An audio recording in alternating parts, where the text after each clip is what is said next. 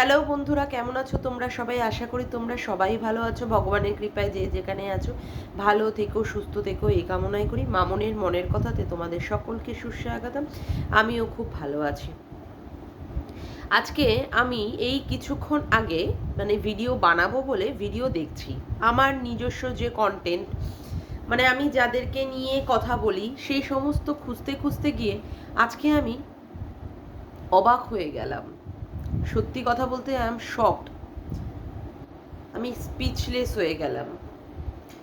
আলপনা Ruby, এদের blog না, এরা প্রথমে আগে শর্ট ভিডিও বানাতো, ঠিক আছে, হাসির শর্ট ভিডিও, ফানি ভিডিও বানাতো। তারপরে এরা একটা কি বলবো, একটা ব্লগ চ্যানেলও খুলেছিল। তারপরে মনে হয় আর একটা মিনি ব্লগও খুলেছিল হয়তো। আমি প্রথমে তাদের শর্টসগুলো দেখতাম, তারপরে তাদের ব্লগগুলোও দেখেছি। এবং এরা না প্রত্যেক দিন ওই সন্ধ্যা 7টার সময় একটা করে দিত, ছোট ছোট একটা করে ওই হাসির একটা ফানির একটা নাটকের মতো করে দিত প্রত্যেক দিন 7টার সময়। এবং ওটা তখন কি হতো, আমার একটা নেশায় পরিণত হয়েছিল ওদের ওটা দেখব। প্রথমে এই আলপনা রুবিকে আমি ভাবতাম এরা শাশুড়ি বৌমা, এবং তারপরের দিকে আমি জানতে পারি যে এরা মা মেয়ে। প্রথমে আলপনা যে মেয়েটি, যার কথা আমি বলছি, সে আজকে আমাদের পৃথিবীতে নেই, সে পৃথিবী ছেড়ে চলে গেছে। তার কথাটাই আমি বলছি।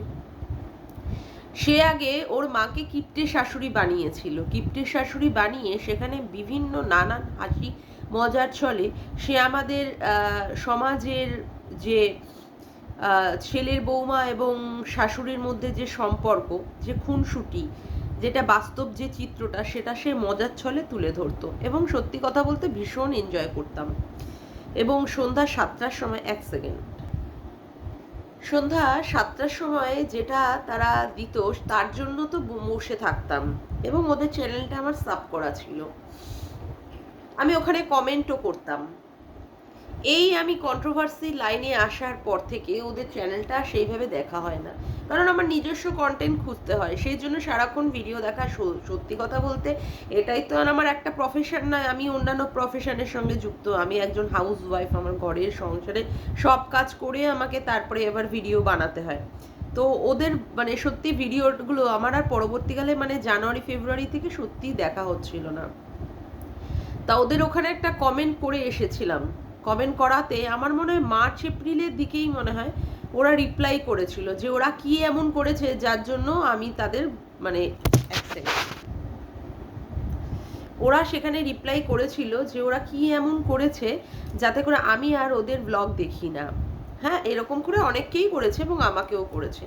তখন আমি ওদেরকে রিপ্লাই দিয়েছিলাম যে বোন, তুমি এইভাবে বলো না, আমি তোমাদের ব্লগের সাথে বা আমি তোমাদের ভিডিওর সাথে সবসময় জড়িয়ে রয়েছি।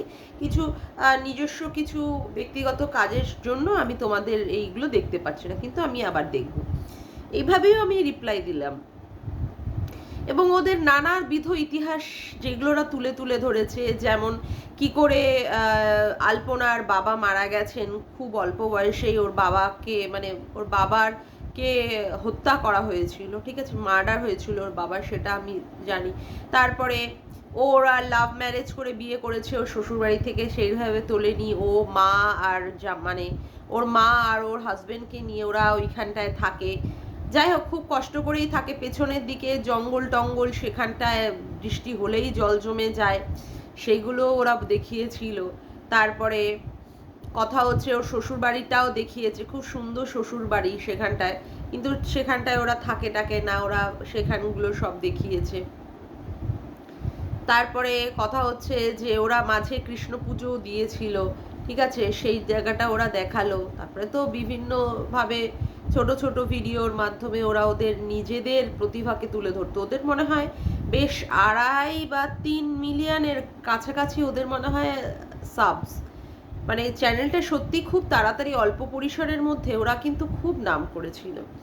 এবং যতদূর শুনেছি আমি, এই রুবি ভদ্রমহিলা যিনি আছেন, আলপনার মা, তার মনে হয় হার্টের প্রবলেম আছে, এবং এর জন্য দীর্ঘদিন ধরে উনি ট্রিটমেন্টও করান, ওষুধও খান। আজকে ভদ্রমহিলার না থাকলো, না আছে স্বামী, না থাকলো তার মেয়ে। আজকে এই যে ভদ্রমহিলার জীবনটা যে কি হবে সত্যি কথা বলতে ভাবলেও আমার খুব খারাপ লাগছে।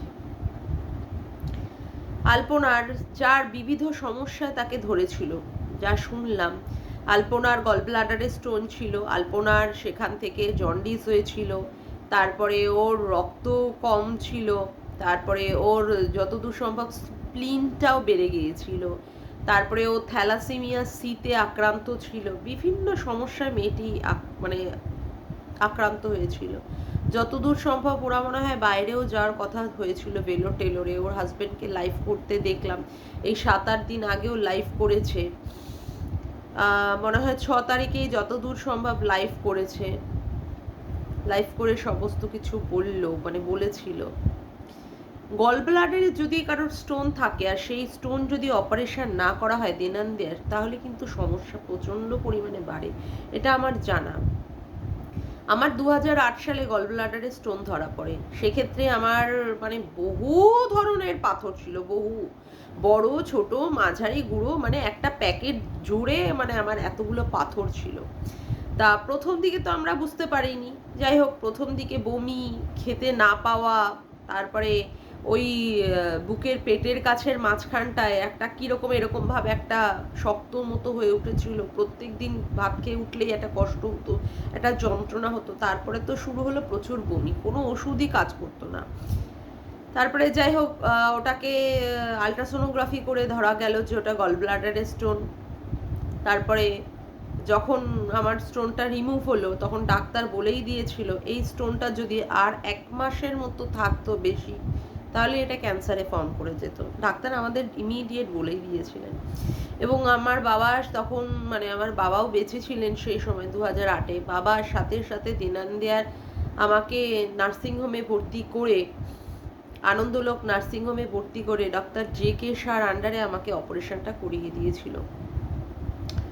তারপরে কথা হচ্ছে যে আমার এক মামা, দুঃসম্পর্কের এক মামা, যারও কিনা গল ব্লাডারে স্টোন হয়েছিল। যাই হোক, ওরা মনে হয় হোমিওপ্যাথি খাইয়েছিল মামাকে।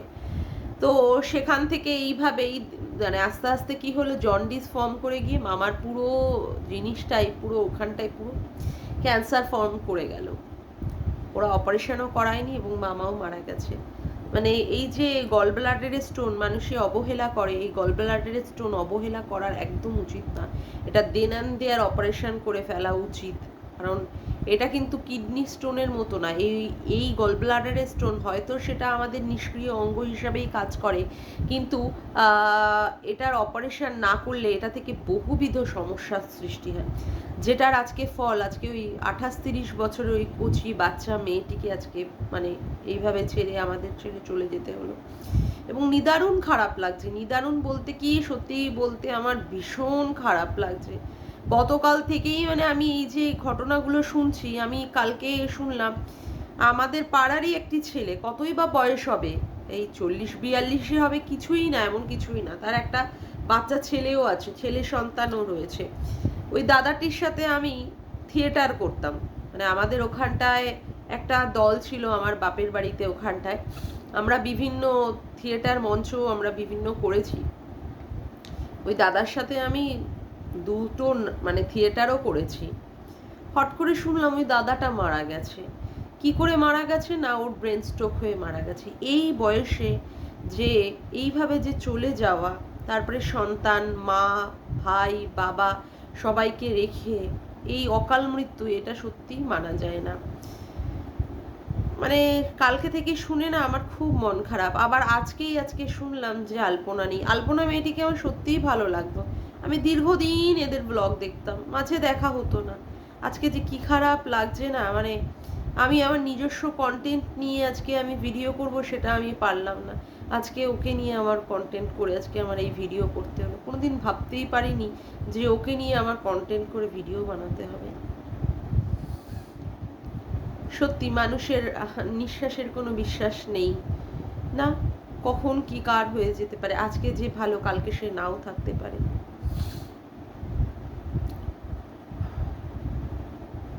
আজকে তার স্বামী, তার মা কিভাবে যে কাটাচ্ছে। পরবর্তীকালে শুনেছিলাম যে ওর মনে হয় ব্লাড ঘটিত সমস্যা হয়ে দাঁড়িয়েছিল। ওর মনে হয় ও নেগেটিভ ব্লাডের দরকার ছিল, হয়তো বা ওর প্রথম দিকে জানা গেছিলো ও পজিটিভ, পরবর্তীকালে এই নিয়ে হয়তো আবার মানে অন্যরকম ব্লাডের চেঞ্জ হয়ে গেছিলো জানি না। তবে ওর ডব্লিউবিসিটাও খুব বেড়ে গেছিলো। ডব্লিউবিসি হচ্ছে হোয়াইট ব্লাড কর্পাসেল, যেটাকে আমরা শ্বেতকণিকা বলি, সেটাও মনে হয় বেড়ে গেছিলো। কি অল্প বয়সেই কচি কচি প্রাণগুলো চলে যাচ্ছে।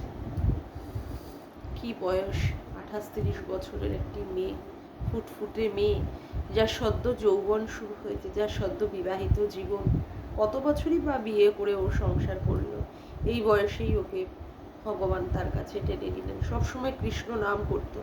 ওরা একদম মাছ মাংস ডিম খেত না, ওরা পুরোপুরি নিরামিষ খেত, সব সময় কৃষ্ণের নাম করতো। ভগবানকে বলি, ভগবান তুমি যেখানেই মেয়েটিকে নিয়ে গেছো, মেয়েটিকে তুমি ভালো রেখো, ওর আত্মার শান্তি করি, মানে কামনা করি অল টাইম, ওর আত্মার যেন শান্তি পায়। খুবই খারাপ লাগছে আজকে, ভীষণ খারাপ লাগছে, মনটা এত খারাপ লাগছে। সবচেয়ে খারাপ লাগছে ওর মা আর ওর স্বামীর কথাটা ভেবে। মায়ের আর কিছুই রইল না। জানি না ওদের চ্যানেলে আর কোনো দিন ভিডিও আসবে কিনা, কোনো ব্লগ ভিডিও বা কিছু আর আসবে কিনা, হয়তো এখানেই ওরা স্টপ করে দেবে। আলপনাই তো প্রাণ ছিল না, একটা কচি তরতাজা প্রাণ কিভাবে চলে গেল। যাক, ভিডিওটা আজকে আমি এখানেই শেষ করলাম। বাই, তোমরা সবাই ভালো থেকো।